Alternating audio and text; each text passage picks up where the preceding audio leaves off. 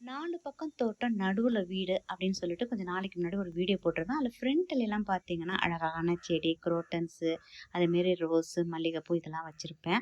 அத பார்த்துட்டு நீங்க வந்து கிச்சனுக்கு தேவையான அதாவது கருவேப்பில, பச்சை மிளகாய் இது மாரிலாம் போடலையா சிஸ்டர் அப்படின்னு சில பேர் கேட்டிருந்தீங்க. அதுக்கான வீடியோ தான் இது. அத தவிர முக்கியமான சில விஷயமும் இதில ஷேர் பண்ணியிருப்பேன். அது ரொம்ப யூஸ்ஃபுல்லா இருக்கும் உங்களுக்கு ஹெல்த்துக்கும். என்ன அப்படிங்கிறதெல்லாம் தெளிவா இந்த வீடியோல வாங்க பார்க்கலாம். இன்னைக்கு ஒரு பயனுள்ள தகவல் தான் உங்களோட ஷேர் பண்ணிக்க போறேன். ஏதாவது ப்ராடக்ட்னா இது ப்ராடக்ட்லாம் கிடையாது. அதையும் தாண்டி முக்கியமா ஹெல்த்துக்கு தேவையான விஷயங்கள் தான் இன்னைக்கு உங்களுக்கு செஞ்சு காட்ட போறேன். என்ன அப்படின்னா ரெசிபியா அது ரெசிபியும் கிடையாது. வேற என்ன அப்படிங்கறத வீடியோல பார்க்கலாம் வாங்க.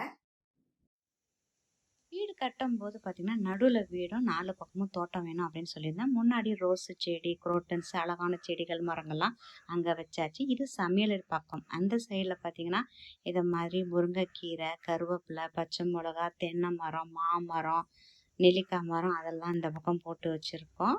அங்கங்க பார்த்தீங்கன்னா, குட்டி குட்டியா இப்ப வாழை இதுவும் துளிர் விட்டு வந்துட்டுருக்குது அது. பெருசா ஒண்ணு இப்ப பழமா காய்ச்சிட்டு, இந்த கருவேப்பிலை நல்லா அலசிட்டு 2, 3 நாள் வெயில்ல வச்சோன்னே, இத மாரி பண்ணீங்க அப்படின்னா, நல்லா பவுடர் ஆகணும்.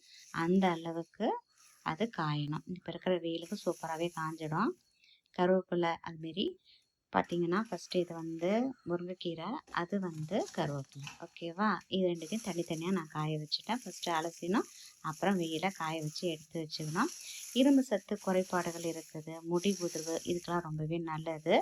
இதுவுமே தனித்தனியா பவுடர் ஆக்கி நம்ம அரைச்சு வச்சுட்டோம். மிக்ஸி ஜார்ல போட்டு வரைச்சு வச்சு தனியா பாக்ஸ்ல வச்சுட்டோம்னா, நமக்கு தேவையான போது ரசத்துலயோ, குழம்புலயோ தேவைப்படும்போது நம்ம போட்டுக்கலாம். இப்ப பாருங்க நல்லா வாசனை சூப்பரா இருக்கும்.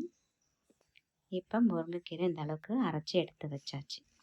அதே மாதிரி பார்த்தீங்கன்னா, கருவேப்பிலையும் அரைச்சு எடுத்துக்கணும். இதெல்லாம் கொஞ்சம் கொஞ்சம் இருக்கிறதுனால ஈஸியாவே அரைப்பட்டுடும்.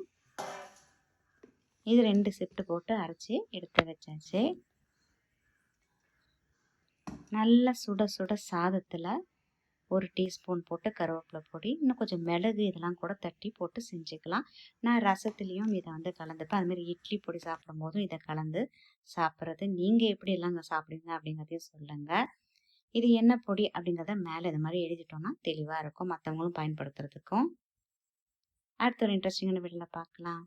By by.